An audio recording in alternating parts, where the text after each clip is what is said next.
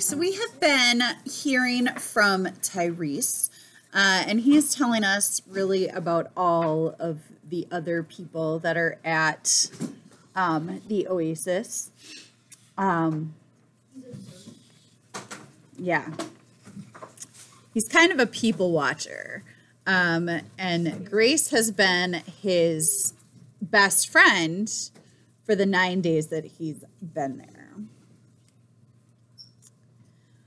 We're standing at the dock with the rest of the kids watching Matt march Jet along the pathway to join us. It reminds me of those old-time war movies where an escaped prisoner is being prodded back behind the barbed wire at the barrel of a gun. I raise a hand in greeting. Over here, Jet. I feel pretty stupid when he ignores me. What are you doing? Grace hisses. You'll make him think he's welcome, which he's not. Give him a chance, I plead. Why should we? She demands. So he can be as rude to us as he is to Magnus?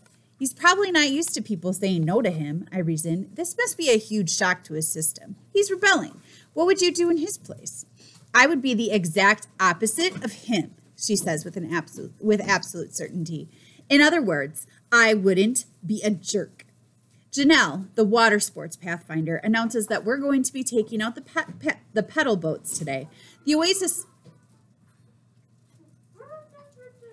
Oasis is located on the Saline River, right in the inlet lake that we use for boating and kayaking.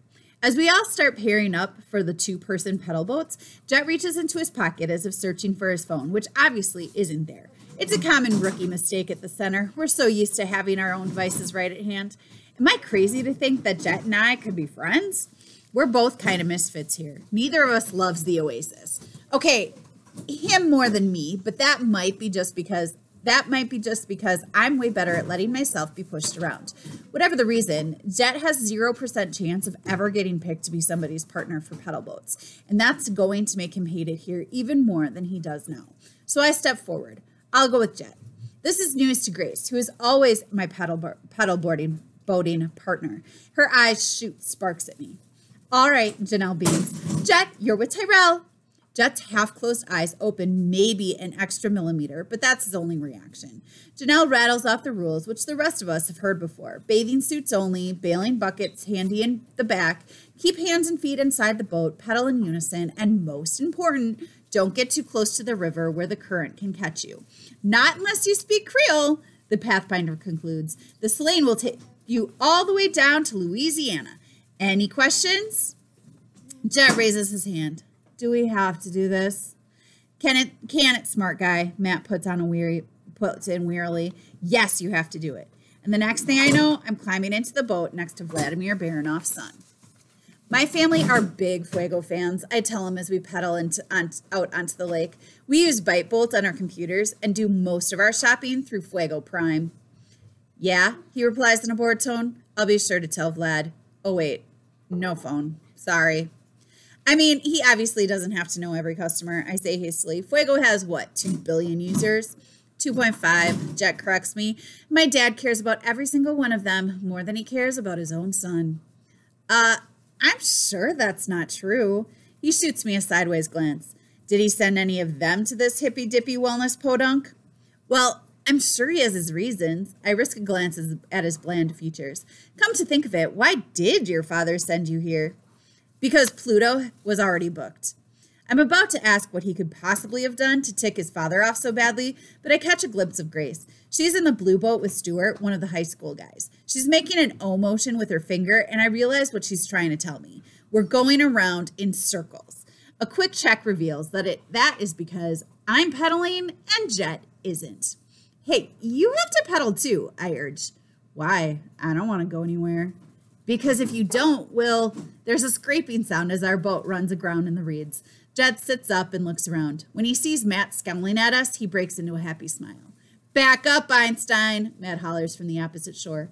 Violating the rules, I reach my foot out of the boat and jam it into the salty bottom in the attempt to pry us loose. The mud is really soft, so I can't get any leverage. Jet isn't helping. For the first time since I laid eyes on him, he actually seems to be enjoying himself. Lazily, he plucks a bulrush out of the water and examines it with interest. I wonder how these things would fly. He scrambles up with the boat rocking beneath him. He rears back and launches the rush like a spear. It soars high in the air and lands with a small splash near a cluster of boats pedaling around. Wow, I can't help commenting. I didn't think it would go that far. I know, right? He's impressed. That fat part gives it weight and the stalk adds stability. He pulls out another rush and cocks back his arm like a pitcher. Watch this one. Careful you don't hit anybody, I put in. Jet's second throw is much harder, the action of his body jarring our boat free of the mud and sending us back into open water. The projectile sails halfway across the lake and as if aimed by an evil spirit, comes down into the lead boat. Yeah! Comes a deep-throated cry of outrage. Jet is still on his feet, arms spread wide in triumph, when Brandon peers over to investigate the source of the missile that clobbered him. What'd you do that for? I grab Jet's arm and pull him back down to the seat. Aw, geez, you just nailed the biggest, meanest kid in the whole center. Jet is serene. Be whole, man. He's not nearly so calm a few seconds later when Brandon and his partner, Armando, pedal out of the group, kicking up a pretty good spray. There's no question that they're coming straight for us. Jet finds his pedal as fast as at last, and we're headed at them on a collision course. You don't want to mess with Brandon, I plead. His dad used to play for the 49ers. My dad used to own the 49ers, he shoots back. The transformation in Jet when he isn't half asleep is amazing. His eyes are wide and bright blue, his cheeks flame. The grin is practically ear to ear, revealing a mouthful of gleaming white teeth. Compare that to Brandon, whose expression is like a line of thunderheads as he closes in on us. Maybe Mr. Buchholz came here to get less aggressive, but it's not affecting Junior very much. I catch a fleeting glimpse of Grace in the blue boat. She was annoyed at me a few minutes ago, but now she's all sympathy. Or maybe she's distracted because she's wondering what to wear to my funeral. I want to talk to you, rich boy, Brandon roars. We're seconds away from a painful head-on collision when Jet reaches over and heaves the tiller as far as it'll go in the opposite direction. Our boat pivots suddenly and swerves out of the path of the oncoming Brandon and Armando. They miss us completely. Brandon lunges for Jet and belly flops into the water. We're dead, I predict mournfully as we pedal away. We're so dead. Try a little meditation, Jet advises. By the time the dripping Brandon climbs back into his boat, we've got a solid head start and we're moving even faster than before. The other kids and people on shore are all yelling at us. What are they saying?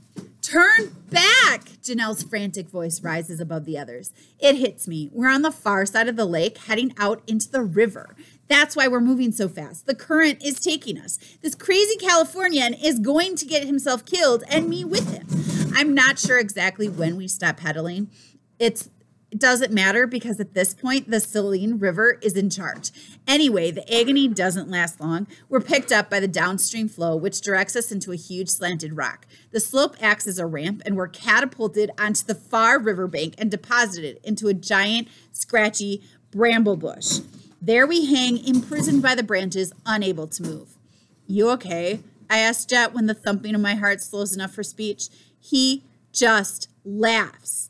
I guess that means yes. Here I am, terrified that we broke the rules, the boat, and almost ourselves. We made an enemy out of Brandon, ticked off the Pathfinders, and maybe my family will be kicked out of the Oasis and blame it on me. But there's something about Jet's cackle of pure unholy glee that makes it seem like everything's going to be fine. I spend my whole life stressing out about what could happen and what might happen. And here's this guy who not only doesn't care, he acts like consequences are something that couldn't apply to him in a million years. It makes no sense. But at that moment, I really like the kid. Besides, my arms are so badly scratched that I can't even feel my latest rash. All right, and we're going to be back to Jet Baranoff's perspective tomorrow.